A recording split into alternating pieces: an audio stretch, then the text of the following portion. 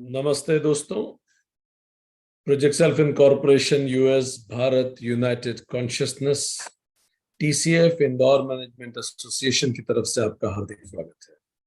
दोस्तों, हम लोग हनुमान चालीसा सीरीज का अध्ययन कर रहे हैं और आज 18वां सेशन है। हमारा नाम डॉक्टर विक्रांत सिंह तोमर है। पिछला सेशन मैक्सिको सिटी में हमारे होने के कारण, ट्रेवल के कारण नहीं हो पाया। आज 18वां सेशन से शुरुआत करेंगे। अभी तक जो हमने पढ़ा उसका एक क्विक रिवीजन लेंगे, उसके बाद आज के सेशन की शुरुआत करते हैं। श्री गुरु चरण सरोज रज निज मन मुकुर सुधारी बरनौ रघुल बिमल जसु जो दायकी फलचारी।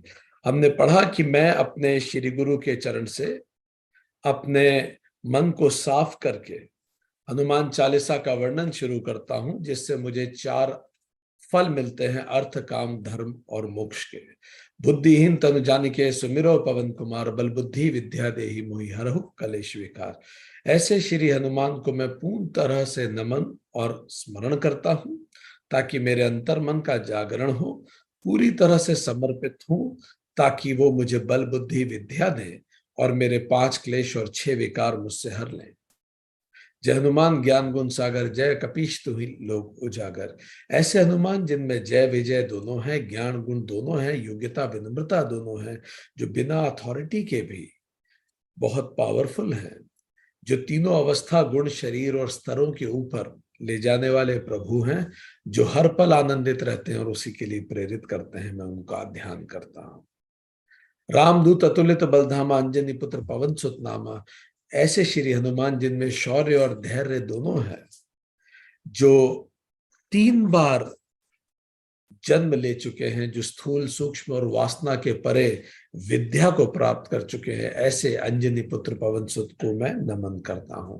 महावीर विक्रम बजरंगी, कमित निवार सुमति के संगी। ऐसे श्री हनुमान जो महावीर हैं, जिनका यश स्वयं भगवान गाते हैं। ऐसे श्री हनुमान जो पराक्रमी हैं, जिनके अंग वज्र के समान मजबूत हैं, जो कुमति को समाप्त करके मुझे सुमति की ओर लेके जाते हैं। मैं उनका नमन करता हूं।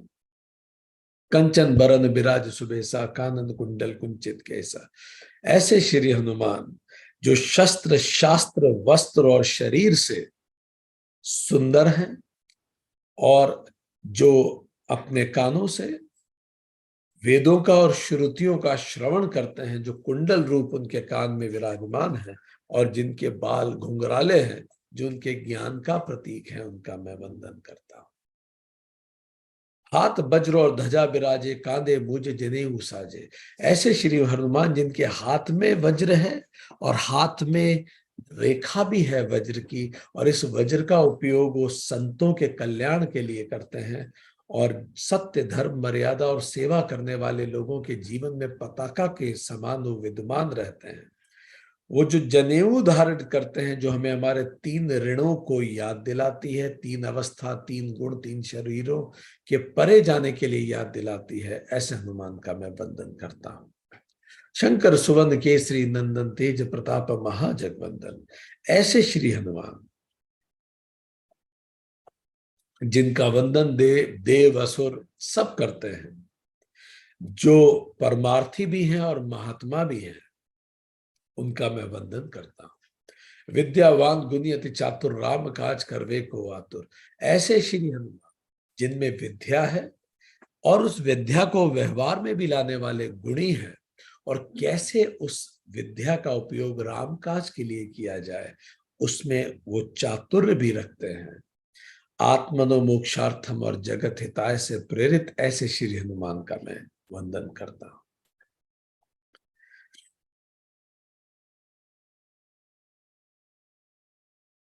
प्रभु चरित सुनवे को रसिया, राम लखन सीता मन बसिया। ऐसे श्री हनुमान जो रामचरित सुनने में रुचि रखते हैं, जो वासना द्वारा आहत किए जाने पर वैराग्य को पुनः जागृत करते हैं, जो अविद्या द्वारा अपहरण किए जाने पर अंतःकरण को पुनः जागृत करते हैं, ऐसे श्री हनुमान का मैं वंदन करता हूं।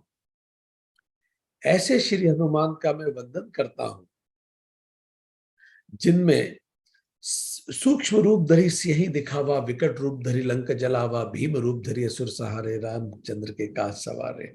जो सज्जन और साधु के लिए पोलाइट है, अधर्मी और कदाचारी के लिए स्ट्रॉन्ग, फर्म और भीम रूप रखते हैं, जीवन के उतार चढ़ाव में अपने अंदर विल पावर का प्रतीक है, ऐसे श्री हनुमान का मैं वंदन करता हूं, जो इमोशनली, सोशली और सिचुएशनली तीनों प्रकार से इंटेलिजेंट है, परिस्थिति अनुरूप रूप धरने में प्रवीण है।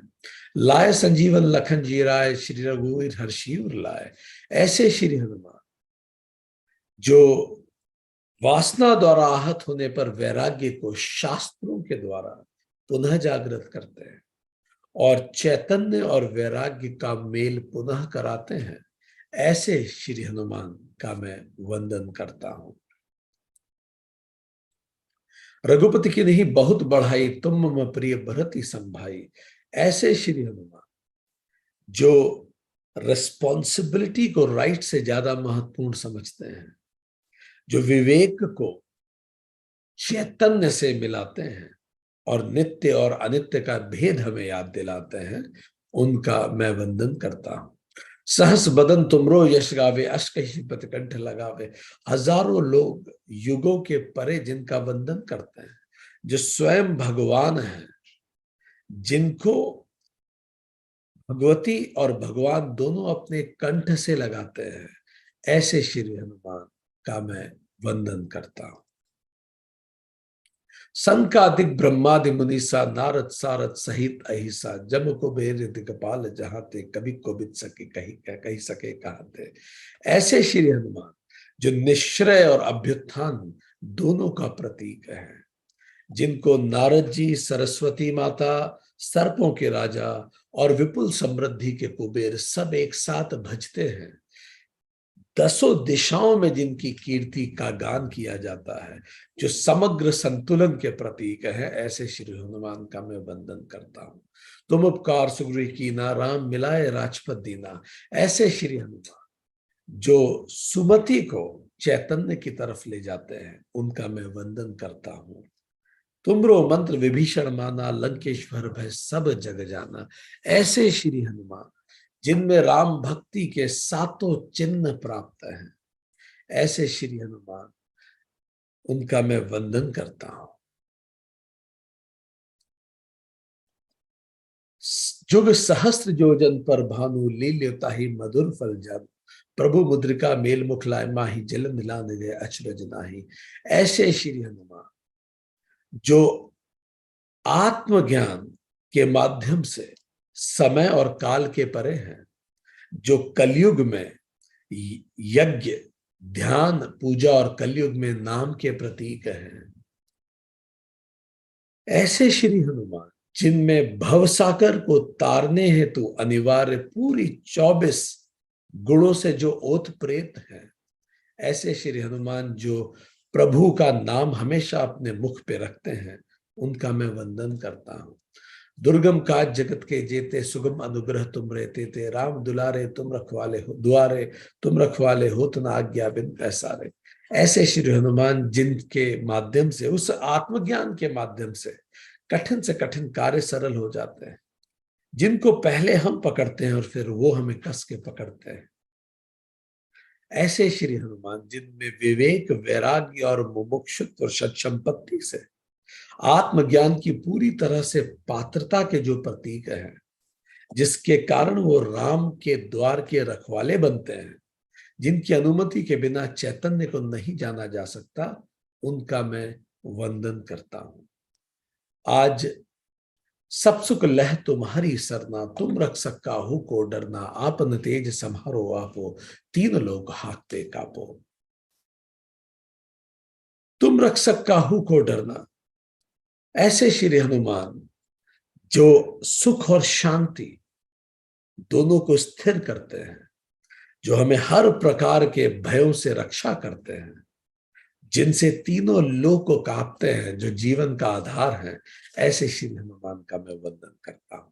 आज हम लोग इसके आगे अगली चौपाई से शुरुआत करेंगे। हम हनुमान चालीसा सीरीज का आज 19वां सेशन शुरू करने जा रहे हैं, 18वां सेशन शुरू करने जा रहे हैं। और इसमें हम चौपाई पढ़ेंगे 24, 25 और 26 नंबर की जो चौपाई है उसको आज हम अध्ययन करना शुरू करेंगे। ये चौपाई कुछ इस प्रकार है। भूत पिचाश निकट नहीं आवे, महावीर जब नाम सुनावे।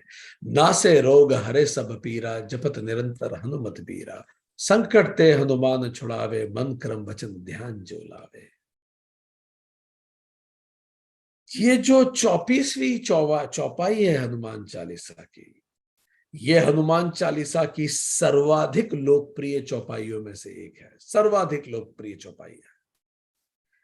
किसी भी प्रकार के डर के समय ये निर्भयता प्रदान करती है। ये कुछ इस प्रकार है। भूत पिचाश निकट नहीं आवे, महावीर जब नाम सुनावे। जब महावीर का नाम सुनते हैं तो भूत और पिचाश निकट नहीं आते। नासे रोग हरे सब पीरा, जपत निरंतर हनुमत बीरा। निरंतर हनुमत वीर को जप करने पर सारे रोग समाप्त होते हैं और सारी पीड़ा समाप्त होती है। संकट ते हनुमान छुड़ावे, मन कर्म वचन ध्यान जो लावे। जो भी मन कर्म और वचन से श्री हनुमान का ध्यान करता है उसके समस्त संकट अपने आप समाप्त हो जाते हैं। इस चौपाई का अर्थ है। यह चौपाई मूल रूप से यह बताती है कि आत्मज्ञान जिसका प्रतीक श्री हनुमान है वो पारलौकिक और लौकिक दोनों समस्याओं को हल करते हैं। पारलौकिक मतलब भूत और पिशाच से भी रक्षा करते हैं, और लौकिक से मतलब रोग हरते हैं, पीड़ा हरते और संकट से सुरक्षा करते हैं। रोग मूलतः फिजिकल एस्पेक्ट पे ध्यान देता है कि शारीरिक जो कष्ट हैं वो हर लेते हैं, पीड़ा भी हरते हैं।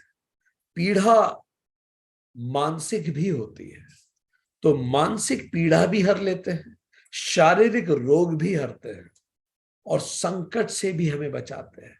भले वो प्रोफेशनल संकट हो, सामाजिक संकट हो, आर्थिक किसी भी प्रकार का संकट हो वो भी हर लेते हैं। पर ये कब करते हैं पारलौकिक और लौकिक संकटों का हरण?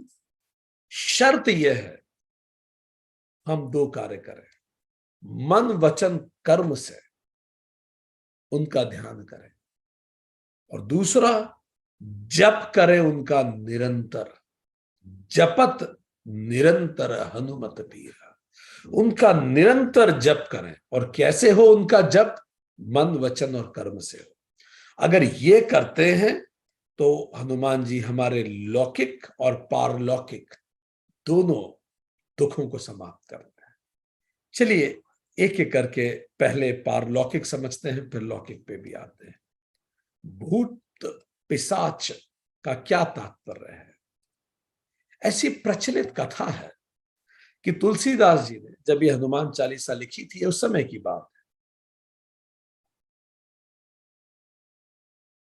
उनकी बहुत ज्यादा आयु नहीं थी जब उन्होंने लिखी थी। उनके गुरु नरहरिदास जी उन्हें काशी के एक विद्वान शेष सनातन जी के यहां छोड़ गए। बचपन से ही जो राम बोला बहुत डरते थे, जब वो छोटे थे वो अंधेरे से डरते थे, वो भूतों से डरते थे।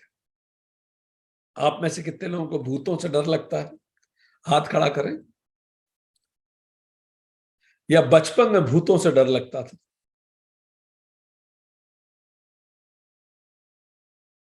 अच्छा, यहाँ अधिकतर लोग बड़े ब्रेव लोग हैं क्लास में, अच्छी बात है। एक आध को छोड़ के हाथ खड़े नहीं हो रहे। अच्छा, धीरे धीरे खड़े हो रहे हैं। ठीक है, ठीक, ओके, ठीक है, ठीक है, ठीक है। तो बिल्कुल जैसे हम लोगों को बचपन में भूतों से डर लगता था, तो राम बोला भी जो तुलसीदास जी के बचपन का नाम है, वो भी भूतों से डरते थे। एक कोठरी में वो रहते थे, उसके सामने एक पेड़ था, पीपल का पेड़। चांदनी रात में उसकी परछाई उनकी कोठरी तक आती थी और हवा से वो परछाई हिलती थी। तो उस हिलती हुई परछाई को देख के राम बोला और घबरा जाते थे, छोटे से तो थे वो। बटेश्वर नाथ थे एक जो उनके साथ रहते थे, जो उनके गुरु भाई थे।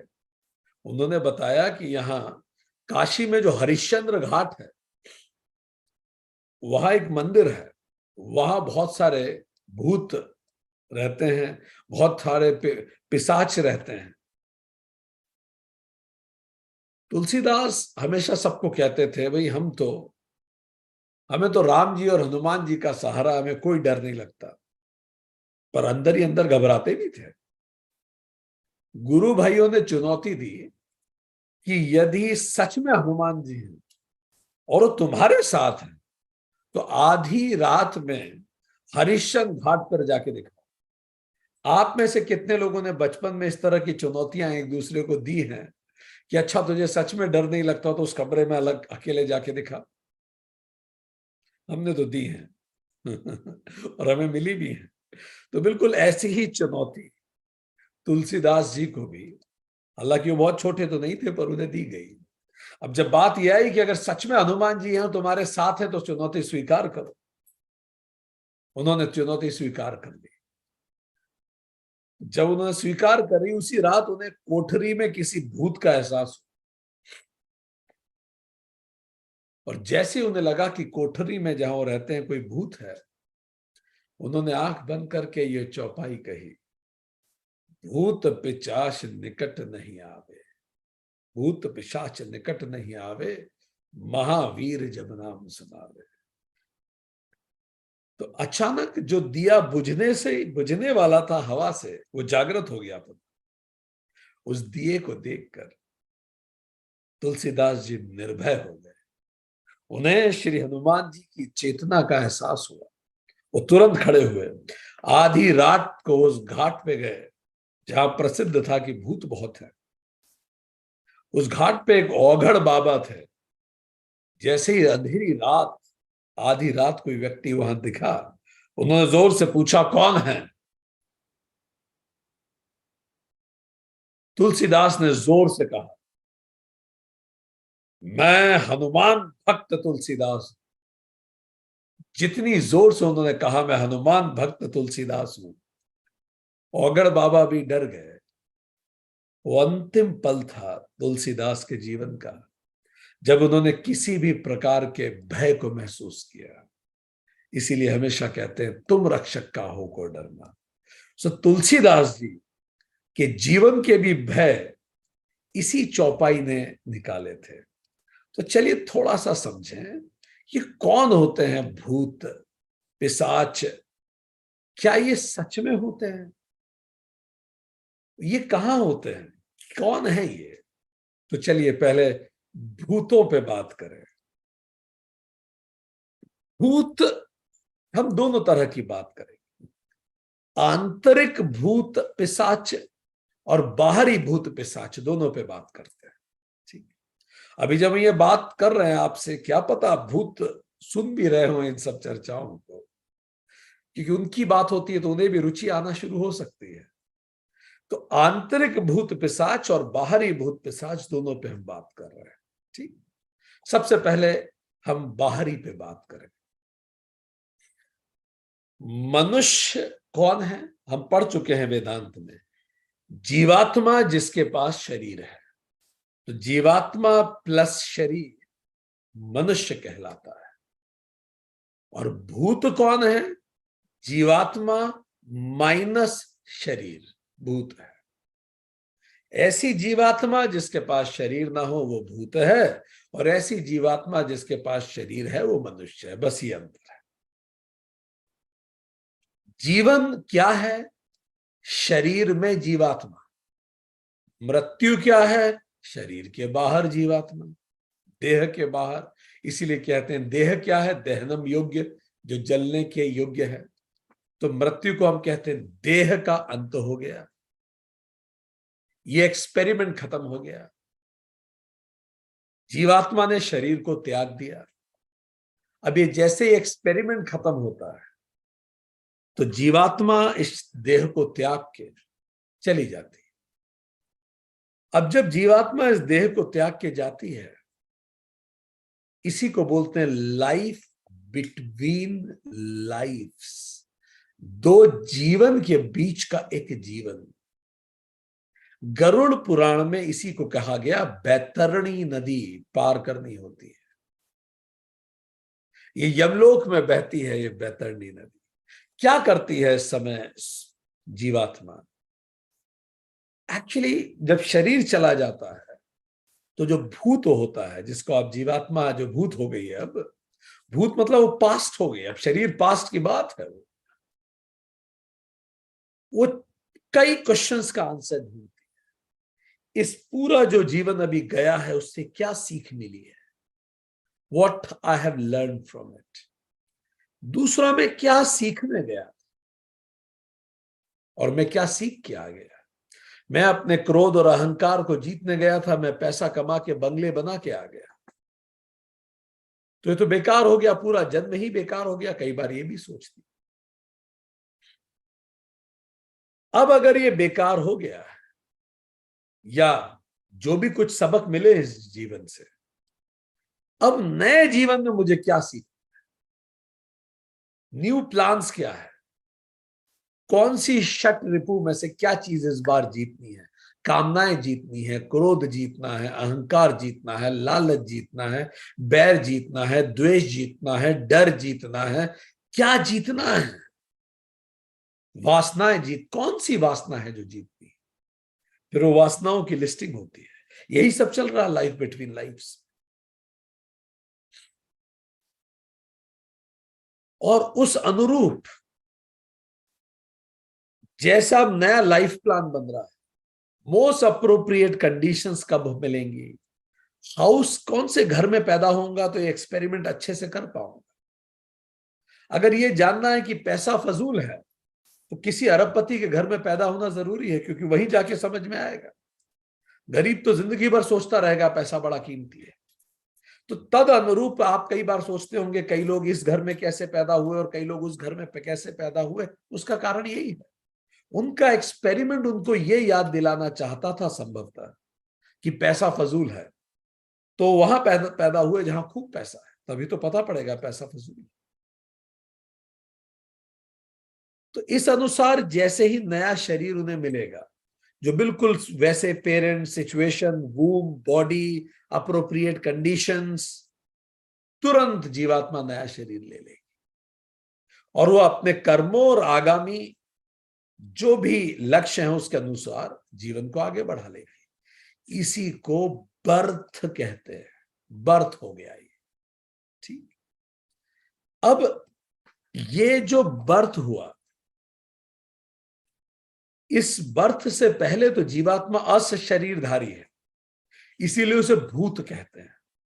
5 महाभूतों की वो सूक्ष्म अवस्था में, इसीलिए वो भूत सूक्ष्म में है, शुद्ध भूत है, अभी सूक्ष्म महाभूत है, बिल्कुल शुद्ध सूक्ष्म महाभूत। इसीलिए हमने कहा ये भूत है। शरीर जैसे ही मिला वो पैदा हुआ, महाभूतों की भौतिक अवस्था आ गई, सूक्ष्म अवस्था से प्रकट हो गए। शरीर महाभूतों की भौतिक अवस्था है और भूत इन 5 महाभूतों की अभौतिक अवस्था है। बस वो बीज रूप में विद्यमान रहते हैं, अभौतिक है। इसी को गरुड़ पुराण कैसे बताती है? हमने आपको बताया, पुराण कहानी के रूप में यथार्थ और सत्य को बताते हैं कि भाई बैतरणी एक नदी है और यमलोक में वो नदी बहती है, और नदी में अंदर क्या है? पूरा गर्म तप्त जल है, रक्त बह रहा है, मांस बह रहा है, मवाद बह रहा है, दुर्गंध आ रही है उस नदी में से। ये क्या है? रक्त, मांस, मवाद, जल, दुर्गंध, ये पांचों किस चीज के प्रतीक हैं बताइए? शरीर के प्रतीक है। शरीर में ही तो मांस होता है, रक्त होता है, दुर्गंध होती है हमारे शरीर में, मवाद होता है शरीर में, जल होता है शरीर में, तप्त जल होता है, गर्म जल, हमारी बॉडी का टेम्परेचर हमेशा रहता है। तो ये जो गर्म ये पूरा शरीर बह रहा है उस नदी में। जीवात्मा तभी तो देखती है कि अच्छा ये है शरीर की यथार्थ। जब हम लाइफ बिटवीन लाइफ में जाते हैं तो शरीर का यथार्थ दिखता है, देह की डिटेल्स दिखती है। तब सोचते थे अच्छा इसको हम खुद को मानते जीते रहे। तब संभावना होती है थोड़ी सी कि वो देह के ऊपर जाए, विदेह हो जाए, विदेह हो जाए। अब यहां जीवात्मा दो पार्ट में डिवाइड हो जाती है। कुछ होते हैं पुण्यात्मा और कुछ होते हैं पापात्मा। ठीक, जैसे बैतरणी पे पहुंचते हैं, बैतरणी नदी हमने आपको बता दी ऐसी, जैसी नदी पे पहुंचते हैं तो डिवाइड हो गया, एक है पुण्यात्मा, एक है पापात्मा। पुण्यात्मा कौन है? जो इस यथार्थ को जानता था जीते जी कि ये शरीर, ये जो लिमिटेड आइडेंटिटीज है, ये कोई वर्थ नहीं है। उसने सबको प्रेम किया, जाति, वर्ण, जेंडर, नेशनैलिटी, इसके आधार पे कभी डिवीजन नहीं किया। उसने शरीर को इतना महत्व नहीं दिया कि उस शरीर से ही बंधा रहा। वो पुण्यात्मा है। उसने दान किया, उसने प्रेम किया, उसने सदकर्म किए, उसने राम नाम का जप किया। राम जप का मतलब उसने सत्य को याद रखा हमेशा। ये लोग जब भी होंगे, क्योंकि ये देह के परे थे, देह के होते हुए भी देह के परे थे, उन्होंने देह के आधार पे, तुम खराब दिखते हो तो मैं तुम्हें पसंद नहीं कर रहा, तुम अच्छे दिखते हो तो तुम्हें ज्यादा पसंद कर रहा हूं, इस तरह की ओछी, छोटी, गंदी विचारधारा उनकी नहीं थी। वो देह के परे थे। स्त्री पुरुष और किन्नर में उन्होंने भेद नहीं किया, सबको एक समान प्रेम से देखा। तो चूंकि वो देह के परे थे, तो ये बैतरणी में इनको एक नौका मिल जाती है। कितनी सुंदर कहानी है, आप सोचिए। बच्चों को तक ये सिखाने के लिए सुंदर कहानी है। यथार्थ को एक तरह से सिमिली में समझाने की कहानी, सत्य को सिमिली में समझाया जा रहा है। एक नौका मिल जाएगी उन्हें। नौका किस चीज की है? आपके सदकर्मों की नौका। और वो व्यक्ति अपने सदकर्मों की नौका से बैतरणी पार कर जाता है। ठीक, पर कुछ थे पापात्मा। वो पापात्मा कौन थे? जिन्होंने लिमिटेड आइडेंटिटी को ही जीवन माना। ये है पापात्मा। इन्होंने शरीर को ही सत्य माना और सत्य मानकर शरीर के आधार पर लोगों के साथ भेदभाव किया। जाति, धर्म, लिंग, वर्ण, सोच, इन सब के आधार पे किसी को छोटा, किसी को अच्छा, किसी को बुरा, यही करते रहे हो पूरा जीवन। वो शरीर से बहुत जुड़े हुए थे। अब जरूरी है कि लाइफ बिटवीन लाइफ में ये समझे कि ये बेकार है, ये तो कपड़ा है, कोई भी पहन लेगा, इस पे इतना क्या महत्व देना है? इसने उतारा उसने पहना, उसने उतारा उसने पहना। पर समझ में नहीं आया क्योंकि ये उतने बुद्धिमान नहीं थे। तो इनको गहरे एक्सपेरिमेंट से जाना पड़े। तो इनको देख के ही बैतरणी का रक्त खोलने लगता है, गरुड़ पुराण कहती है। तो उसमें बबल्स आने लगते, गर्म हो जाते, क्योंकि इनके लिए बॉडी सब कुछ थी। तो यमदूत इसको उसमें डुबो देते हैं, उस बैतरणी में। ठीक, जिसमें क्या बह रहा है? मांस, रक्त, मवाद, दुर्गंध, गर्म जल। जिस शरीर को जिंदगी भर सब कुछ मानते रहे, उसका सबसे भद्दा रूप वो उस शरीर में डूब के देखते हैं। इससे जो उनको इरिटेशन, वितृष्णा, वैराग्य होता है, ये नए लाइफ प्लान बनाने में मदद करता है। गरुड़ पुराण ऐसे कहती कि यमदूत नाक में नकेल डाल के उनको पानी में से लेके जाते हैं। वो ऊपर उड़ता जाता है यमदूत और ये नाक में नकेल के साथ चलते जाते हैं। मोटी बात ये क्यों कर रहे हैं? ताकि वो जीवात्मा समझे कि शरीर इतना महत्वपूर्ण नहीं है ही नहीं, ये तो एक्सपेरिमेंट है जो महत्वपूर्ण है। इस तरह से वो बैतरणी को पार उनको ऐसे करते, वो ऐसे जाते हैं, ये वैसे जाते हैं। कौन जाएगा बैतरणी में डूब के, कौन जाएगा नौका से, ये धर्म निर्धारित करेगा। कितने धार्मिक थे आप, कितने आप शरीर के परे थे।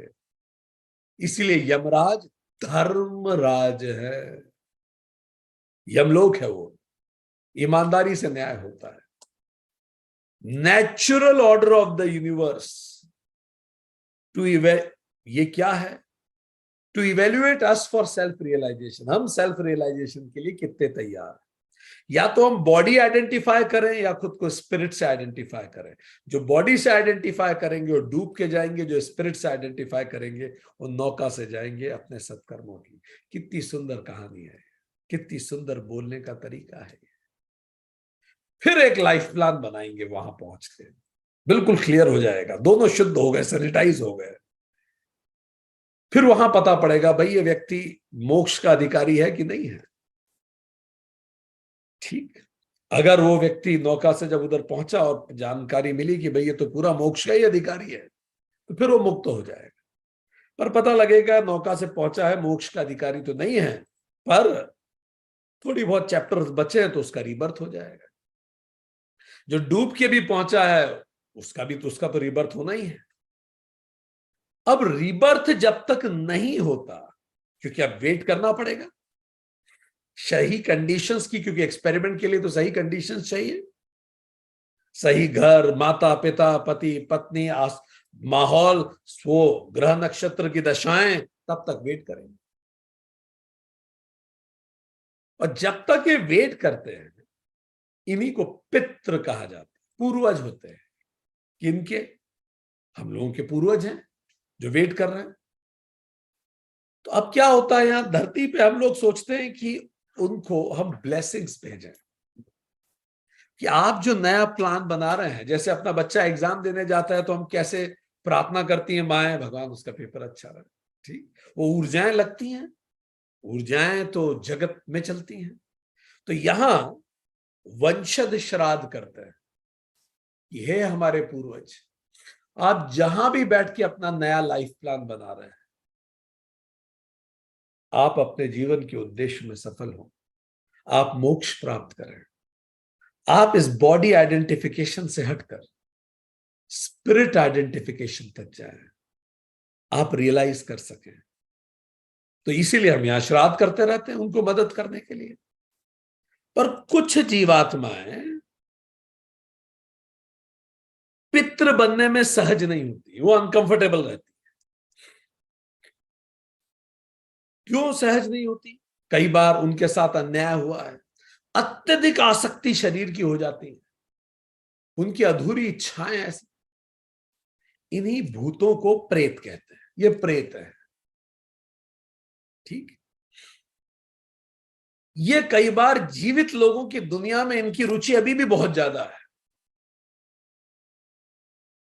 तो इनको भी इनका परिवार यज्ञ करके पॉजिटिव एनर्जी भेज के, ताकि वो नया लाइफ प्लान बनाए, पर ये कई बार जीवन में बहुत ज्यादा आसक्त होते हैं। इनको प्रेत कहते हैं, ये प्रेत कहलाते हैं। ठीक, सो भूत हो गया हर व्यक्ति जो बिना शरीर के। प्रेत वो है जो अटक गया। ठीक है, अभी भी भौतिक जीवन में उसकी बड़ी ज्यादा रुचि है। ईसाइयों के लिए भूत का मतलब सोल है। इस्लाम में इसी भूत को रूह कहा जाता है। ऐसा ईसाइयों में भी कहा जाता है कि मृत्यु के बाद जो सोल है वो परगेटरी में अंतिम निर्णय का इंतजार करती है, स्वर्ग मिलेगा या नर्क मिलेगा।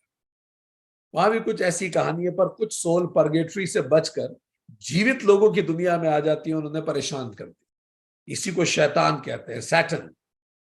पजेस्ड हो, यही फिर पजेस करने की कोशिश करती हैं। किनको पजेस करने की कोशिश करती हैं? क्या करती हैं आके?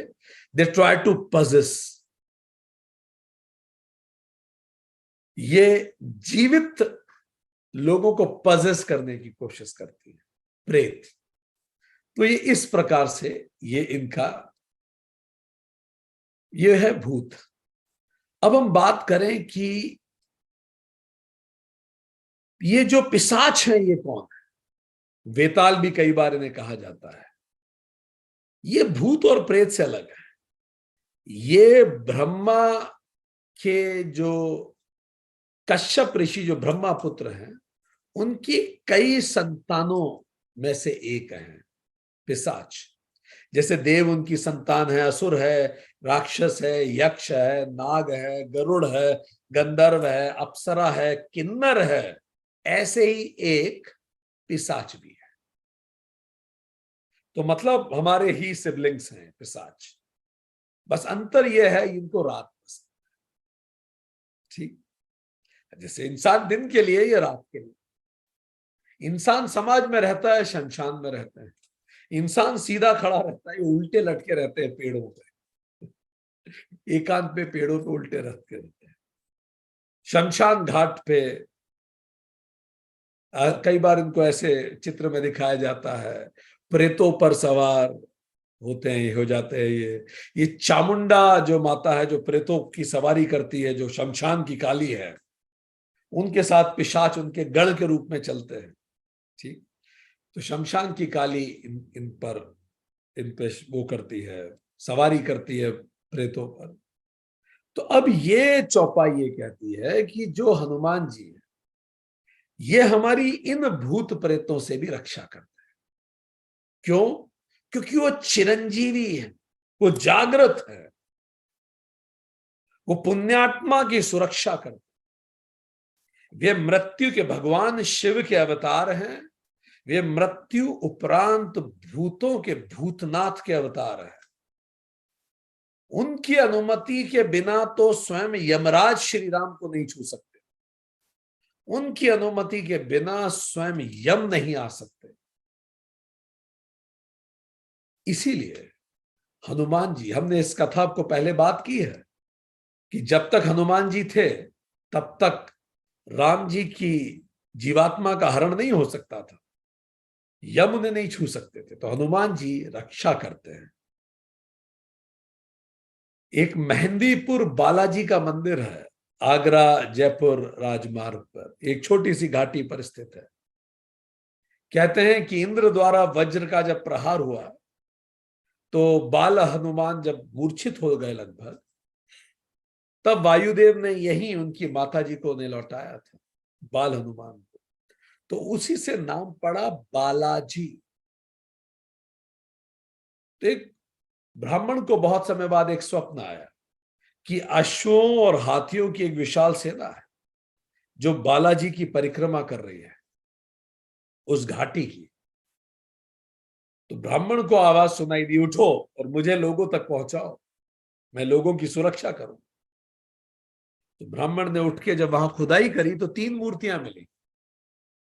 आज भी यहां पजेस्ड जीवात्माओं को या प्रेत बाधाओं को मुक्त करवाने के लिए लोग जाते हैं, और लोगों का विश्वास है कि वहां उन्हें इस तरह की परेशानियों से मुक्ति प्राप्त होती है। सो ये हुआ भूत और पिशाच कौन होते हैं, ये कैसे बनते हैं, और ये कैसे पजेस कर लेते हैं। अब बात करें कि हनुमान जी क्यों हमें इनसे मुक्ति दे पाते हैं, कैसे ये मुक्ति हमें मिलती है। देखिए, जब भी आप किसी भी चीज पर पूरा विश्वास करते हैं तो आपके अंदर एक आंतरिक शक्ति पैदा होती है।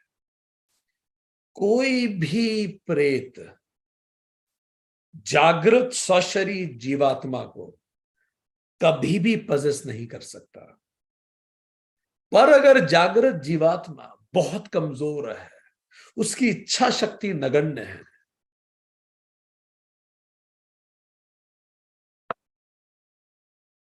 ऐसी स्थिति में rarest of the rare cases, rarest of the rare cases ऐसी का आपको बातें सुनने को मिलेंगी कि कई सोल पजेस्ड हो जाती है, कोई बाहरी प्रेत उस सोल को प्रभावित करने लगता है। हमने योग सूत्र में भी इस पे बात की थी। पर जैसे ही हम हनुमान भक्त होते हैं, हमें अंदर से गहरी ताकत महसूस होती है। तो इस कारण हमारी जो सोल है वो पावरफुल हो जाती है, हमारी जीवात्मा ताकतवर हो जाती है, आंतरिक शक्ति हमें महसूस होती है। ये सुनने में आप में से कुछ लोगों को अजीब भले लगता हो, पर ये इतना अजीब नहीं है जैसे आपको लग सकता है। It's very simple. जब भी आप अपने इष्ट का नाम लेते हैं तो आपको अंदर से शक्ति महसूस होती है, आपकी सोल एम्पावर्ड फील करती है, आप में गजब की इच्छा शक्ति आ जाती है। मंगलवार के दिन हम 24 घंटे प्यासे रह सकते हैं, दिन भर ट्रेवल कर सकते हैं। कई बार ऐसा हुआ, हमने दिन भर ट्रेवल किया, हमने सेशन भी लिया और 24 घंटे हमने पानी नहीं पिया। आप हमसे कहिए कि यही काम हम वेनेसडे को कर दें, हम नहीं कर पाएंगे, क्योंकि ट्यूसडे हम एम्पावर्ड फील करते हैं, आप में गजब की इच्छा शक्ति आती है, आप अपना सर्वश्रेष्ठ देने के लिए प्रेरित हो जाते हैं। आपके बाहे बहे भूत पिचाच आपको परेशान नहीं करते, कोई भी बाहर से आपको पजेस नहीं कर सकता, क्योंकि आपकी इच्छा शक्ति मजबूत हो गई। इसी प्रकार कुछ होते हैं आंतरिक भय, ये भी आपको परेशान नहीं कर सकते। आंतरिक भय क्या होते हैं? हमने बताया भूत पिशाच दो तरह के, आंतरिक और बाहर। तो आंतरिक भूत पिशाच कौन है? भूत कौन है? भूत मतलब पुरानी यादें। कितने लोगों को पुरानी यादें परेशान करती हैं या सोच के कई बार दुखी हो जाते हैं? जितने लोगों को ये परेशान करती हैं वो आंतरिक भूत है। जब हमारी इच्छा शक्ति मजबूत होती है तो आंतरिक भूत भी परेशान नहीं करते। शास्त्र कहते हैं कोई तंत्र असर नहीं कर सकता यदि आपकी इच्छा शक्ति मजबूत है।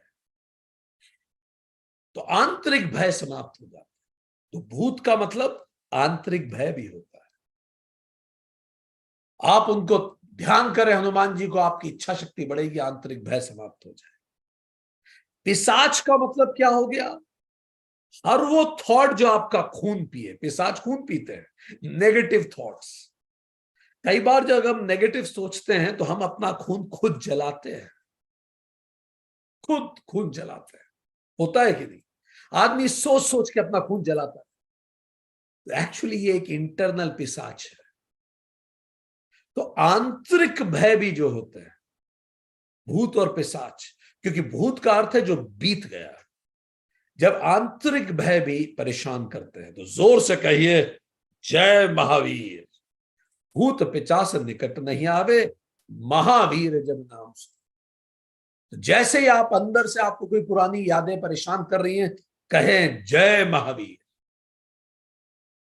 ये सुनने में आपको थोड़ा सा सुपरस्टिशियस लग रहा है, तो चलिए इस दुनिया के सबसे बड़े अचीवर से पूछते हैं, क्या आपके अंदर आंतरिक भय होते हैं और आप क्या करते हैं? सचिन तेंदुलकर से पूछते हैं। तो सचिन तेंदुलकर क्या करते हैं? हमेशा अपना जब बैटिंग के लिए जाते थे तो लेफ्ट पैड पहले पहनते थे, राइट नहीं, लेफ्ट ही पहने। ये उनका अपनी तरह का एक टोटका था जिससे उनका आत्मबल बढ़ता था कि हाँ आज सब ठीक है। स्टीव जॉब्स, कितने लोगों ने नाम सुना है? अपने जमाने के सर्वश्रेष्ठ बल्लेबाज, ऑस्ट्रेलिया के कप्तान, क्रिकेट टीम के। उनकी दादी का दिया हुआ लाल रुमाल जेब में रख के ही खेलने जाते थे। हम धरती के महानतम खिलाड़ियों की बात कर रहे हैं। जहीर खान येलो रुमाल रखते थे। इसका मतलब रुमाल के रंग से फर्क नहीं पड़ता, आपका विश्वास कितना है। स्टीव जॉब का अपनी दादी और उनके प्रेम पे जो विश्वास था वो उन्हें प्रेरित करता था, उनकी आत्मा को मजबूत कर देता। अजहरुद्दीन काला ताबीज पहनते थे, आपने देखा होगा कई बार। कितने लोगों को याद है अजहरुद्दीन का?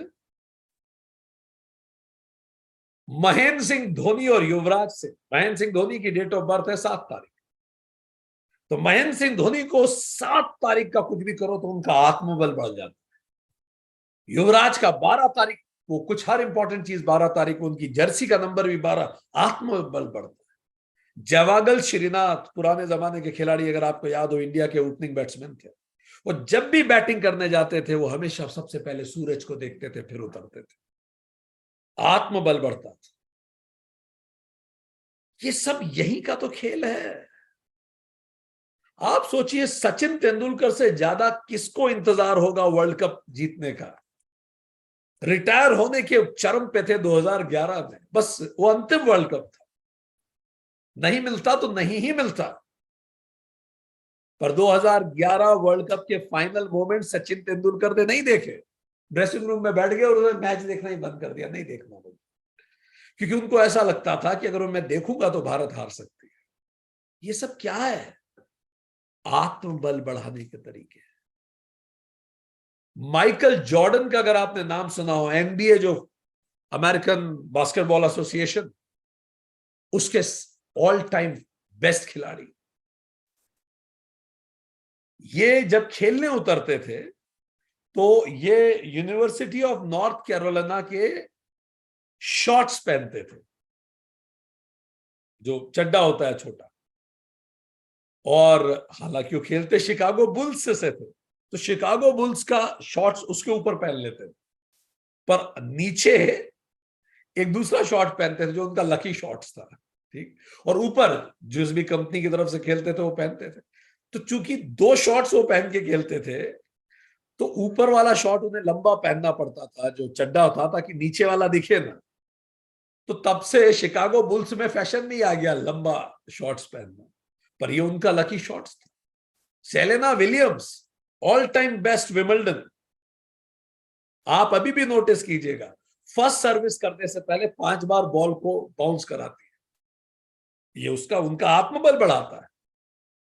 पूरा टूर्नामेंट में जितने मैच हो एक ही पेयर ऑफ मोजे पहन के खेलें, सोचिए आप, वही मोजे धुल धुल के पहनती रहेंगी, मोजे नहीं बदलेंगे पूरे टूर्नामेंट।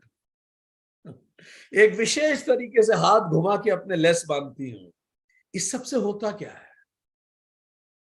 और एक सैंडल है सेरेना विलियम्स का, वो हमेशा अपने साथ लेके जाती है। ये सब क्यों करते हैं ये लोग, जो वर्ल्ड के बेस्ट प्लेयर्स? कोई रुमाल रख रहा है, कोई जूतियां रख रहा है, कोई कुछ कर रहा है, कोई कुछ कर रहा है। यह आत्मबल बढ़ाता है। और जब आपको अपनी जिंदगी का सर्वश्रेष्ठ देना होता है तो आपको आत्मबल की आवश्यकता होती है। अब जरा कल्पना करके देखिए, अगर एक दादी का रुमाल स्टीव जॉब को प्रेरित कर सकता है,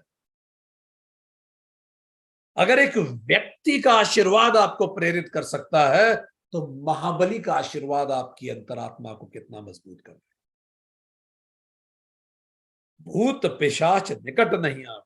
इसीलिए जैसे ही आप हनुमान जी का नाम लेते हैं, जय महावीर कहते हैं, अपने आप आपका आत्मबल बढ़ता है और चीजें ठीक हो जाती है। Steve Bog, yes Steve Bog, बिल्कुल ठीक है। अपने आप में हमने जो दादी का रुमाल बताया, ही स्टीव बॉग, बिल्कुल ठीक है। तो अपने आप आपके अंदर आत्मबल बढ़ता है, आप सर्वश्रेष्ठ देने के लिए प्रेरित होते हैं। एक बड़ी अजीब घटना हमारे साथ हुई और ये वास्तविक घटना है। हम फ्लाइट में थे, मैक्सिको सिटी से शिकागो की फ्लाइट में, बिल्कुल सच्ची घटना आपको बता रहे हैं। तब हम ये सेशन प्लान कर रहे थे, हम लिख रहे थे नोट्स उसमें, और फिर हमने लिखा महावीर जब नाम सुना, और लिख के हमें भी बड़ी खुशी हुई लिख के। और हमने बोला, मनी मन बोला, महावीर जब नाम सुना। ये बिल्कुल सच्ची घटना, इसी सेशन को प्लान कर। जैसे ही हमने लिखा महावीर जब नाम सुना रहे, और हमने बंद किया, फ्लाइट डिसेंड ही कर रही, और जैसे हमने लिखा महावीर जब नाम सुनावे, तो पीछे किसी ने ऐसे टैप किया। तो हमने ऐसे पलट के देखा तो एक महिला थी जो स्पेनिश बोलती थी। उन्होंने हमारा पासपोर्ट हमें दिया और पूछा ये आपका है क्या? और हमारी आंखें फटी रह गई, मुंह खुला रह गया। आप सोचिए, विदेशी जमीन पे अगर आपका पासपोर्ट गिर गया होता, अगर उनकी नजर नहीं पड़ी होती हमारे पासपोर्ट पे। हम शिकागो सॉरी गलत कह रहे हैं, टोरंटो, हम टोरंटो में उतर के एयरपोर्ट पे चले जाते हैं, और जब वहां इमिग्रेशन में पासपोर्ट ढूंढते मिलता नहीं, वो फ्लाइट में कहीं हो सकता था, हम कंफ्यूज हो जाते हैं। फ्लाइट में सफाई हो चुकी होती, कितना कुछ हो जाता। पर महावीर जब नाम सुना दे, अपने आप सब ठीक हो जाता है। करके देखिए, it works all the times. So स्वाभाविक रूप से हमारे आंतरिक और बाह्य डर दूर होते हैं। इसलिए हनुमान को दो रूप में पूजा जाता है, एक शक्ति के रूप में, एक भक्ति के रूप में। शक्ति के रूप में शस्त्रधारी हनुमान, भक्ति के रूप में शास्त्रज्ञ हनुमान, वेदों को पढ़े हुए। शक्ति के रूप में वो शौर्य के प्रतीक हैं, भक्ति में वो धैर्य के प्रतीक है। शक्ति के रूप में वो पंचमुखी भगवान है, अलग से उनकी मूर्तियां हैं, वहां वो श्री राम के साथ नहीं, वो पंचमुखी भगवान। ये हमारे साथ जो आपको दिख रहा है। पर भक्ति के रूप में वो रामदास हनुमान है, एक मुख वाले। शक्ति के रूप में उठी हुई पूंछ है उनकी, भक्ति रूप में उनकी पूंछ सरेंडर रूप में दबी हुई है, बैठी हुई है। शक्ति के रूप में उनका बायां पैर आगे है, भक्ति के रूप में दायां पैर उनका आगे है। शक्ति के रूप में वो भूत और पिशाच के संहार के लिए रुद्र के अवतार हैं। भक्ति के रूप में वो रोग और पीड़ा दूर कर देते हैं, राम भक्त हैं। शक्ति के रूप में उन्हें सिंदूर और तेल चढ़ाया जाता है, वो तंत्र के भगवान हैं। और भक्ति रूप में उन्हें फल और मेवे चढ़ाए जाते हैं और मंत्र पढ़े जाते हैं। तो किसी भी रूप में भजें। कहते हैं श्री राम जी ने पृथ्वी लोक छोड़ते समय सारी अयोध्या नगरी का गार्जियन श्री हनुमान जी को बना दिया था। इसलिए हनुमान जी ही अयोध्या के चिरंजीवी राजा हैं। अयोध्या में रामगढ़ी और नागेश्वर हनुमान मंदिर, कई ऐसे प्रसिद्ध हनुमान मंदिर हैं। तो इस रूप में तुलसीदास ने कहने का प्रयास किया। तुलसीदास जी ने कहा उसमें, भूत पिशाच निकट नहीं आवे, महावीर जब नाम सुनावे। आगे वो कहते हैं, नासे रोग हरे सब पीरा, जपत निरंतर हनुमत बीरा, सारे दुख और दर्द समाप्त हो जाए। आगे कहते हैं, संकट ते हनुमान छुड़ावे, मन क्रम वचन ध्यान जो लावे। तो रोग खत्म हो जाएंगे, पीड़ा खत्म हो जाएगी, संकट खत्म हो जाएगी। रोग से मतलब शारीरिक सारे दुख अगर आपको हनुमान जी को भजिए, सब आत्मबल बढ़ेगा आपका। पीड़ा कोई मेंटल इश्यूज हैं वो डील कर सकते हैं, वो सेटल होने लगेंगे आत्मबल से। आत्मज्ञान आत्मबल बढ़ा देता है। किसी भी प्रकार का प्रोफेशनल, पर्सनल, फाइनेंशियल संकट है, वो हनुमान हर लेंगे। हमने काफी रिसर्च करने का प्रयास किया कि जब आत्मज्ञान बढ़ता है और आत्मबल बढ़ता है तो क्या हमारी फिजिकल वेलबींग पे क्या असर पड़ता है, रोगों पे क्या असर पड़ता है। तो हम जो कहने जा रहे हैं सब रिसर्च प्रूफ है। पहला, फास्ट रिकवरी होती है जिन लोगों का आत्मबल ज्यादा होता है। आपको पता है ना ये बात। कई लोग जिनको कैंसर डिटेक्ट होता है और वो कैंसर से जीतते हैं, उन सब के बीच में एक चीज कॉमन होती है, उनमें आत्मबल होता है। आत्मबल बड़ी बड़ी विपरीत बीमारियों को जीतने का रामबाण है, और हनुमान जी आत्मबल बढ़ा देते हैं। याद करता है व्यक्ति जिसमें आत्मज्ञान होता है कि आयु निश्चित है, कितनी भी बड़ी बीमारी हो एक क्षण मेरे जीवन का कम नहीं कर सकती, जितना लिखा के आया हूं उतना तो लेके जाऊंगा। प्रेरित होता है व्यक्ति। दूसरा, प्लासिबो इफेक्ट। प्लासिबो इफेक्ट का मतलब यह होता है कि कई बार we feel real improvement due to believe in higher. जब आप किसी हायर में विश्वास रखते हैं तो आप में वास्तव में सुधार होने लगता है। प्लासिबो इफेक्ट का मतलब है, अगर एक डॉक्टर जिस पे आप 100% भरोसा करते हैं वो आपको चीनी की गोली भी दे दे तो भी आप में सुधार होने लगेगा स्वास्थ्य में। ये एक्सपेरिमेंट में प्रूव हो चुका है। बस उस व्यक्ति में आपको पूरा भरोसा होना चाहिए, और अगर आपको परमात्मा में पूरा भरोसा है तो अपने आप सुधार होने लगेगा। क्यों भरोसा होता है? क्योंकि आत्मज्ञान हमें याद दिलाता है कि तो प्रारब्ध कट रहे हैं। तबीयत खराब हुई है मेरी, इसका मतलब क्या है? कोई प्रारब्ध है जो कट रहा है, अच्छा है, मोक्ष की ओर करीब जा रहा है। व्यक्ति पॉजिटिव रहता है, वो ये नहीं कहता मेरे साथ ऐसा क्यों हुआ, मेरे साथ ही बुरा, वो बुरा हो रहा नहीं, प्रारब्ध कट रहा है भाई। व्यक्ति के पास एक बेहतर पर्सपेक्टिव होता है देखने का। Next is pain management. व्यक्ति विजुलाइज करता है। अगर आपको काफी दर्द हो कभी, तो आप ये करके देखिए। कभी आप में से कितने लोगों की मसल पुल हुई है? मसल पुल होती है भाई, कई बार ऐसा होता है सुबह उठते ही मसल पुल होती है। आप ये करके देखिए, हम करते हैं, आपको बता रहे हैं। जैसे आपकी मसल पुल होती है, हम हनुमान जी को ध्यान करते हैं, और हनुमान जी को ध्यान करके इस तरह से पूरी एनर्जी यहां हनुमान जी को धरते हैं, और पूरे शरीर के अंदर, शरीर पे ऐसे हाथ फेरते हुए, मान लीजिए पैर की काफ मसल पुल हुई है, ऐसे पैर तक लेके जाते हैं और उसको बाहर करते हैं। आप देखेंगे बहुत जल्दी आपका मसल नॉर्मल होने लगे। पूरे विश्वास से हनुमान जी की ऊर्जा लीजिए और मसल की तरफ लेके उसे बाहर कर दीजिए। गाइडेड विजुअलाइजेशन कीजिए, हनुमान जी को ध्यान कीजिए। काफी समय से आप लोग चाह रहे हैं कि मेडिटेशन करवाया जाए, तो will have a guided meditation very soon in this. Pain management में भी मदद मिलती है अगर आप किसी भी इष्ट को मानते हैं। चौथा, रिलैक्सेशन जल्दी हो जाता है, इमीडिएट रिलैक्सेशन हो जाता है। आपने अपनी पूरी जिम्मेदारी भगवान को सौंप दी।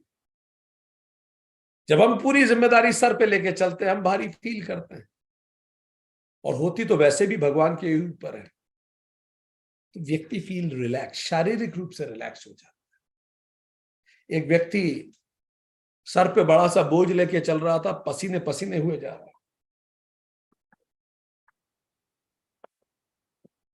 रास्ते में से एक बस गई, कंडक्टर ने उसकी हालत देखी, कंडक्टर ने बोला भाई ऊपर आ जाओ, तो ऊपर चढ़ गया। अब जैसे ऊपर चढ़ा, उसने वो फिर से बड़ा जो बैग था उसका उठा के फिर से सर पे रख लिया। कंडक्टर ने बोला भाई मेरे अब तो नीचे रख दे। तो उसने कंडक्टर को बोला नहीं साहब, आपने मुझे लिफ्ट दी, यही बड़ी कृपा है, अब मैं आपका और बोझ नहीं बढ़ाना चाहता। What nonsense. ये सब उसी का है, उसी को अर्पित। व्यक्ति फिजिकली रूप से भी रिलैक्स महसूस कर रहा है।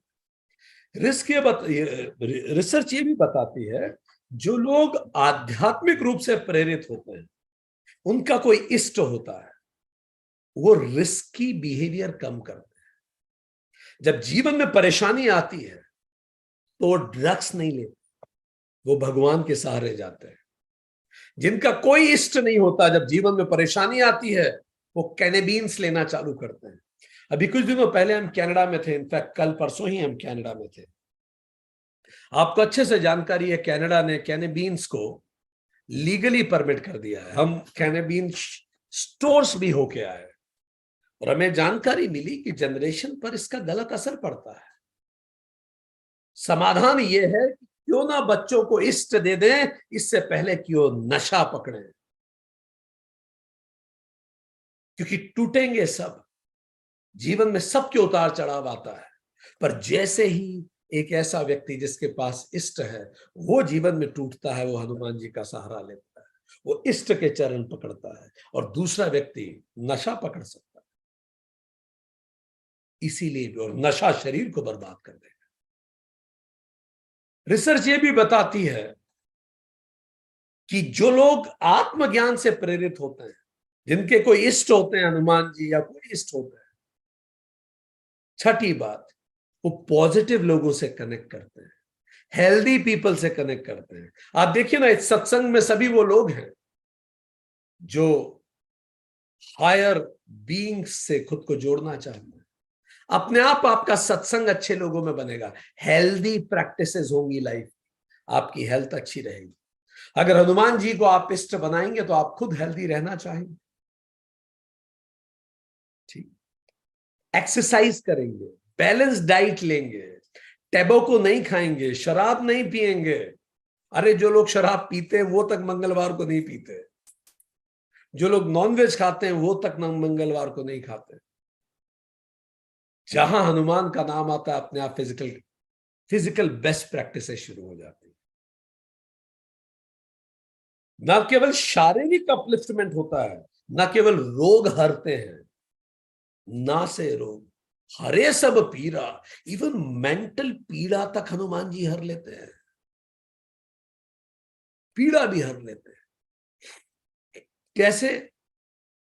रिसर्च बताती है जो लोग आध्यात्मिक रूप से उनका कोई इष्ट देव होता है, उनका कॉपिंग मैकेनिज्म मजबूत होता है, वो स्ट्रेस से जल्दी निकल पाते हैं। क्योंकि जब बहुत तनाव आता है तो सोचते हैं ईश इच्छा, ठीक प्रभु तूने इतने अच्छे दिन दिखाए तो ये भी सही, वो भी तेरा आशीर्वाद था तो ये भी तेरा ही प्रसाद है, प्रसाद बुद्धि।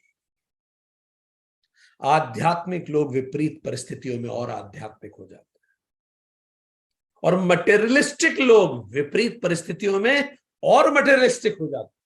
वो ड्रग्स ले लेंगे, वो शराब पीना चालू कर देंगे, वो दुनिया को खराब बोलना चालू कर देंगे। कोपिंग मैकेनिज्म मजबूत हो जाता है। दूसरा पॉइंट हम बता रहे हैं पीड़ा कैसे हरी जाती है। दूसरा, पॉजिटिव इमोशंस। जब आप हनुमान जी को इष्ट बनाते हैं तो आप हनुमान जी से एक चीज सीखते हैं, हर चीज में ग्रेटिट्यूड। लंका तुमने जला के बड़ा पराक्रम किया, प्रभु आपकी इच्छा। अच्छा, समुद्र लांग के चले गए, प्रभु आपका नाम। जो कहे प्रभु आपने किया। ग्रेटिट्यूड, कंपैशन, सब राम के लोग हैं। फॉरगिवनेस, राम ने तो रावण को फॉरगिव कर दिया। कहने गए थे हनुमान जी, रावण को भी कहा था एक बार जाके देखो, वो भक्त वत्सल है, वो तो तुरंत माफ कर देंगे। विभीषण को कहा चिंता मत करो, तुरंत माफ कर दे। सुग्रीव को कहा मत डरो, जाओ भगवान के पास, वो तुरंत माफ कर दे। कोई बात नहीं, तुम रास रंग में लग गए, अब आ जाओ। लो डिप्रेशन, डिप्रेशन कम होता है ऐसे लोगों। डिप्रेशन का मतलब है मैं नहीं संभाल सकता अब, और सरेंडर का मतलब है मैं नहीं संभाल सकता, अब तू संभाल ले प्रभु। तो डिप्रेशन नहीं आता, सरेंडर हो जाता है, डिवोशन आता है। तो लाइफ में चॉइस है, आप डिवोशन पे जाएंगे या डिप्रेशन पे जाएंगे। एंग्जाइटी कम होती है इन लोगों को। एंग्जाइटी कम क्यों होती है? ठीक है भाई, अब भगवान आपने लिखा होगा ईश इच्छा तो होगा, नहीं लिखा होगा तो नहीं होगा। एंग्जाइटी अपने आप कम हो जाएगी। किसी भी चीज सिलेक्शन होगा कि नहीं होगा, ईश इच्छा। हम वहां पहुंचेंगे नहीं पहुंचेंगे, ईश इच्छा। अपने आप एंग्जाइटी कम हो जाती है। तीसरा पॉइंट, मीनिंग है। देखिए सारी पीड़ाएं हम बता रहे हैं, मानसिक पीड़ा है क्या, एंग्जाइटी, डिप्रेशन, ये सब चीजें कम होने लगती है, स्ट्रेस कम हो जाता है, purpose and meaning of life मिलता है कि जीवन का मतलब केवल यही नहीं है खाओ पियो ऐश करो चारवाक की तरह, बच्चे पैदा करो, उनको बड़ा करो, उनको सेटल करके मर जाओ, व्हाट नॉनसेंस। इससे क्या होगा? Purpose, bigger purpose of life मिलता है जब आपका कोई इष्ट होता है। चौथा, सी बिगर पिक्चर। व्यक्ति बिगर पिक्चर देख पाता है, वो जानता है ये जन्म जन्मांतर की कहानियां। जो आज मेरे साथ हो रहा है, जो आज मेरे साथ हो रहा है, वो जन्म जन्मांतर की कहानियां हैं। बहुत कुछ कारण रहे होंगे जिसके कारण आज ये हुआ। जीवन के प्रहार वास्तव में आहार हैं, और वो स्वीकार करता है सुधारने के लिए मुझे। पांचवा, जब इष्ट होते हैं तो हमारे पास कुछ होता है जिस पे हम पूरा विश्वास रखते।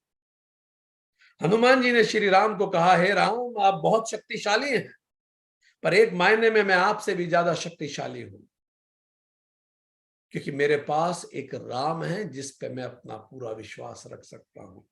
आपके पास ऐसे कोई राम नहीं। मेरे पास कोई राम है जिस पे मैं सारी जिम्मेदारी छोड़ के चैन से सो सकता हूं कि प्रभु जैसा आप रखें। सीताराम सीताराम सीताराम कहिए, जेहि विधि रखे राम तेहि विधि रहिए। अपने आप मन शांत होता है। माइंडफुलनेस और मेडिटेशन बढ़ती है जब आपका कोई इष्ट होता है। इससे गुस्सा कम होता है, इमोशनल इंटेलिजेंस बढ़ती है और मन शांत रहता है। कैकेयी जलन के कारण दुख भोगी, दशरथ ने प्रसन्नता के कारण गलत निर्णय लिया, सूर्पणखा कामना के कारण दुखी रही, रावण अहंकार के कारण, लक्ष्मण क्रोध के कारण, कुंभकर्ण भय के कारण। पर जिसका इष्ट हनुमान होता है उसका मन शांत रहता है। रेजिलियंस बढ़ता है जब आपका इष्ट हनुमान होता है। ये हमने जितने खिलाड़ियों की बात कही, इनका रेजिलियंस बढ़ता है। ये एडवर्सिटी फेस करते हैं, कोई रुमाल चूम के फिर खेलेगा। लाइफ के चैलेंजेस को फेस करने की ताकत बढ़ती है। नासे रोग हरे सब पीरा। नेपोलियन कहते थे, उन्नति की इच्छा रखने वाले लोग होते हैं, वो साधनों का मुंह नहीं देखते, वे अपने संकल्पों के बल पर ऊंचे शिखरों पर पहुंचते हैं। संसार की सारी सफलताएं साधन नहीं, संकल्पों के अधीन है। और संकल्प मजबूत होता है जब आपका कोई इष्ट होता है। इवन प्रोफेशनल लाइफ में अगर आप में आत्मज्ञान है, हनुमान जी आपके साथ है, तो मदद होती है। जैसे पहला, प्रोफेशनल लाइफ में आप कैसे बेहतर कर पाते हैं? वैल्यू अलाइनमेंट होता है। वैल्यू अलाइनमेंट का मतलब, आप उच्च मूल्य वाले व्यक्ति होते हैं, आपका सम्मान होता है, आप गलत सही काम नहीं करते क्योंकि आपको पता हनुमान जी आपको देख रहे हैं। ऐसे कैसा हनुमान भक्त हूं मैं कि करप्शन पे करप्शन किए जा रहा हूं? अपने आप, आपके अंदर की अंतरात्मा आपको कचोटती है। आप ज्यादा सम्मान पाएंगे, हाई इन वैल्यू रहेंगे। दूसरा, डिसीजन मेकिंग आपकी मजबूत होगी, आप कंफ्यूज नहीं रहेंगे। हाँ, जो गलत है वो गलत है, जो सही है बात खत्म। इससे लोगों का विश्वास आप पे आएगा, आप जल्दी निर्णय ले पाएंगे, आपकी रेपुटेशन अच्छी होगी, सारे स्टेक होल्डर्स आप पे ट्रस्ट करेंगे, और आपको बाद में सॉरी की आवश्यकता नहीं पड़ेगी कि आप बाद में सॉरी फील करें, क्योंकि जिसका मन शांत होता है अच्छा निर्णय ले पाता है। तीसरा, आप देखिए नौकरी में सब चीजें कितनी जरूरी। तीसरा, बेटर स्ट्रेस मैनेजमेंट। आप ज्यादा प्रोडक्टिव होंगे। क्यों ज्यादा प्रोडक्टिव होंगे? कि क्या होगा ये आप नहीं सोचेंगे, जो होगा देखा जाएगा। प्रॉब्लम सॉल्विंग पे आप सोचेंगे, रिजल्ट्स पे नहीं सोचेंगे। इससे क्या होगा? आप बर्न आउट नहीं, प्रोडक्टिविटी आपकी बढ़ती है, आप तनाव झेलने की क्षमता बढ़ जाती है आपकी, क्योंकि आपके कोई इष्ट हैं, जो होगा भाई भगवान बचाएंगे, आप करते हो। चौथा, लेस गॉसिप। जो लोग आध्यात्मिक रूप से झुकाव रखते हैं, आप देखेंगे वो गॉसिप कम करते हैं। आप में से कितने लोग गॉसिप कम करना शुरू कर दिया है जब से आपका आध्यात्मिक झुकाव पहले से और बढ़ा है? हाथ खड़ा करें। ये स्वाभाविक रूप से होगा, यू वोंट गॉसिप। जब आप फालतू का गॉसिप नहीं करते तो आपका टाइम मैनेजमेंट सुधर जाता है, और आप अननेसेसरी एंगेज नहीं करते लोगों को। आज आपने उसकी बुराई की, कल वो आपकी बुराई करेगा, ये सब अपने आप सुधर जाता है। नौकरी में बड़ा फायदा है। रेजिलियंस बढ़ता है। पांचवा, बाउंस बैक आप कर पाते। आप हनुमान जी से प्रेरित होते हैं, जो होगा देखा जाएगा। रेजिलियंस बढ़ता है, फॉरबेरेंस बढ़ता है।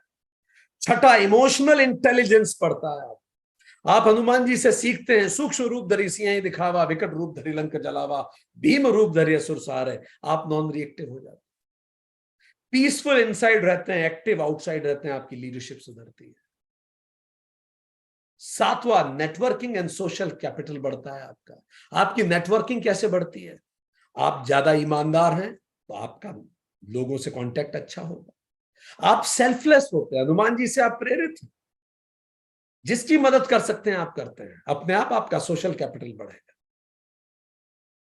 आप बेहतर, आठवां, बेहतर लीडर बन पाते हैं। You can lead teams, you can inspire teams, you can foster trust, you can delegate better. आप ज्यादा बेहतर डेलीगेट कर पाते हैं लोगों को, क्योंकि आप को विश्वास है कि आप चीजों को कंट्रोल कर पाए। नाइन्थ, आपकी वर्क लाइफ बैलेंसिंग बेहतर हो जाती है। जो work life balancing becomes better, clear priorities रहती है आपकी लाइफ में, क्या चीजें महत्वपूर्ण है और क्या चीजें कम महत्वपूर्ण है। आप रोज सुबह अपने पांचों कोशों पे ध्यान देते हैं। अन्नमय कोश के लिए मैंने क्या किया, क्या मैंने अपने शरीर को बेहतर किया। मनोमय कोश, प्राणमय कोश के लिए क्या किया, क्या मैंने प्राणायाम किया। मनोमय कोश के लिए मन को शुद्ध करने के लिए क्या किया, संकल्पवान बनने के लिए क्या किया। विज्ञानमय कोश आज मैंने नया सीखा क्या। आनंदमय कोश मैंने आध्यात्मिक उन्नति आज कितनी की। आप रोज ये 5 प्रश्न खुद से पूछते हैं। आपका फोकस बेटर होता है जब आप आध्यात्मिक होते हैं। ये सब चीजें स्वतः आपके साथ होने लगती। और अंतिम आप नेगेटिविटी से दूर रहना शुरू हो जाते हैं। आत्मज्ञान आंतरिक भय को खत्म कर देता है। जो लोग आध्यात्मिक रूप से प्रेरित होते हैं, उनका अगर आप ईईजी कराएं, ब्रेन स्कैन कराएं, तो आप देखेंगे उनको पल्पेशन यहां मिलेगी, VMPFC, वेंट्रोमीडियल प्रीफ्रंटल कॉर्टेक्स पे। और जो लोग आध्यात्मिक नहीं होते, बात बात पे पैनिक करते, उनका एमिग्डाला एक्टिवेटेड रहता है। जो आध्यात्मिक रूप से प्रेरित होते हैं, वो पॉजिटिव इमोशंस उनमें ज्यादा होते हैं। और जो आध्यात्मिक रूप से प्रेरित कम होते हैं, उनमें नेगेटिव इमोशंस ज्यादा होते हैं। पर शर्त क्या है? मन वचन कर्म से आपको ध्यान करना पड़ेगा। किताबें पढ़ने से नहीं हो। तुलसीदास जी साफ कह रहे हैं, प्रोवाइडेड हमें करना क्या होगा। संकट ते हनुमान छुड़ावे, मन क्रम वचन ध्यान जो लावे। तभी हनुमान छुड़ाएंगे आपको, जब आप मन कम क्रम और वचन से ध्यान करेंगे। अब हम आपको मन, कर्म और वचन पे 5-5 चीजें बता रहे हैं। आप अपने आप को अंक देते जाइए, 10 में से हर एक चीज पे। मन से हनुमान जिसमें होता है, जिनके मन में आत्मज्ञान है, वो ये 5 काम करते हैं। आप करते हैं कि नहीं? वैसा का वैसा करते हैं 10 में तो 10, नहीं करते हैं 0, थोड़ा ऐसा थोड़ा वैसा, अंक दे दीजिए। पहला, सभी में आप परमात्मा को देखते हैं। हर व्यक्ति, हर जीव में परमात्मा को देखते हैं, पहला। दूसरा,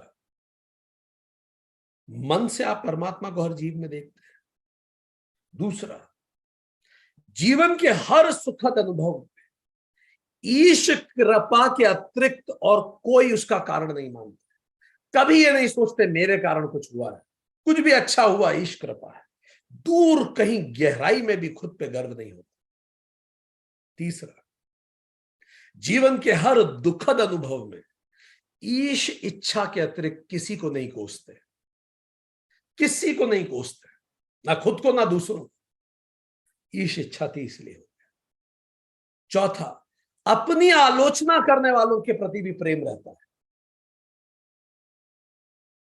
पांचवा, मार्ग में अवरोध उत्पन्न करने वालों के प्रति भी धन्यवाद और शुभकामनाएं रहती। अवरोध जिन्होंने किया उसको भी धन्यवाद, वो भी कुछ सिखाने आया था। ये तो हो गया मन में आत्मज्ञान। अब आइए वचन से आत्मज्ञान। पहला, किसी को भी वचनों से मैं कष्ट नहीं देता। अंक देते जाइए, वचनों से कष्ट नहीं देता। दूसरा, मैं ऐसा कोई शब्द नहीं बोलता जिससे सुनने वाले का अहित हो। उसका अहित नहीं कभी, इसके सुन के सुनने वाले का अहित हो जाए, ऐसा मैं कोई शब्द नहीं। तीसरा, असत्य वचन नहीं बोलता। चौथा, क्रोध और भावावेश में वचन नहीं बोलता।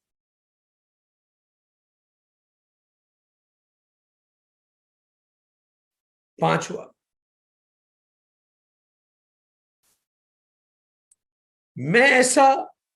मैं केवल ऐसे ही वचन बोलता हूं जिससे दूसरा आत्मानुभूति हेतु प्रेरित हो। मैं ऐसे ही वचन बोलता हूं जिससे दूसरा प्रेरित हो, स्व आत्मानुभूति के लिए, वो भी आत्मज्ञान के लिए प्रेरित हो। तीसरी बात, कर्मों में आत्मज्ञान, निष्काम कर्म करना। Do your best and leave the rest, ये मेरे जीवन का तरीका है। दूसरा, यज्ञ भावना से कर्म करना। मैं स्वार्थी उद्देश्य से कर्म नहीं, मेरे मेजॉरिटी कर्म परहित में होते हैं। तीसरा, अकर्म में स्थापित हूं। मैं हमेशा मानता हूं अंतरात्मा से और हर पल इसको जीता हूं कि कर्म स्वतः मेरे द्वारा हो रहे हैं, मैं कोई करने वाला नहीं, थ्योरेटिकली नहीं, मैं इसको जीता हूं। चौथा, मैं केवल सात्विक या राजसिक कर्म करता हूं, ऐसा कोई कर्म नहीं करता जिसमें किसी का अहित हो। और पांचवा और अंतिम, मैं हमेशा स्वधर्म करता हूं, वो कार्य करता हूं जिसको करने के लिए मैं पैदा हुआ हूं। मैं हमेशा स्वधर्म करता हूं। आज के लिए इतना ही। अगले सेशन में हम लोग जप और निरंतरता पे चर्चा करेंगे।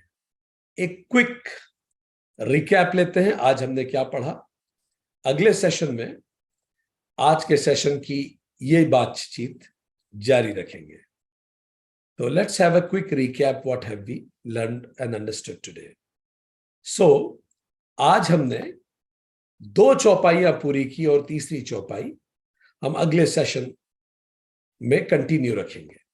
सो एक छोटा सा क्विक रिकैप लेते हैं। भूत पिशाच निकट नहीं आवे, महावीर जब नाम सुन। तो हमने ये बात की कि जब हम महावीर का नाम सुनते हैं,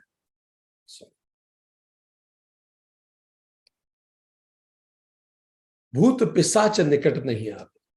तो जब हम महावीर का नाम सुनते हैं तो बाह्य पिशाच का, और भूत और पिशाच आंतरिक भी होते हैं और बाह्य भी होते हैं। तो भूत पिशाच जो बाह्य है वो अशरीर जीवात्मा को भूत कहते हैं, और कश्यप जी की संतानों को पिशाच कहते हैं। आंतरिक में पिछली यादें भूत हैं और नेगेटिव विचार पिशाच हैं जो खून चूसते हैं।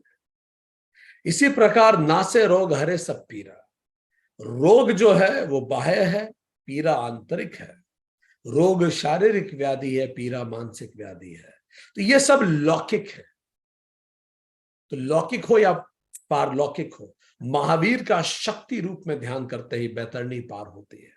हनुमान वीरा को याद करते ही भक्ति रूप में जगत प्रपंच से हम परे चले जाते हैं, और शक्ति रूप में भूत और पिशाच का संहार करते हैं, रुद्र अवतार रखते हैं, पंचमुखी भगवान है, सिंदूर तेल चढ़ाया जाता है, बायां पैर आगे होता है, और भक्ति रूप में जगत प्रपंचांतरिक भय रोग आत्मज्ञान फल मेवे इन सबको इन्हें चढ़ाया जाता है।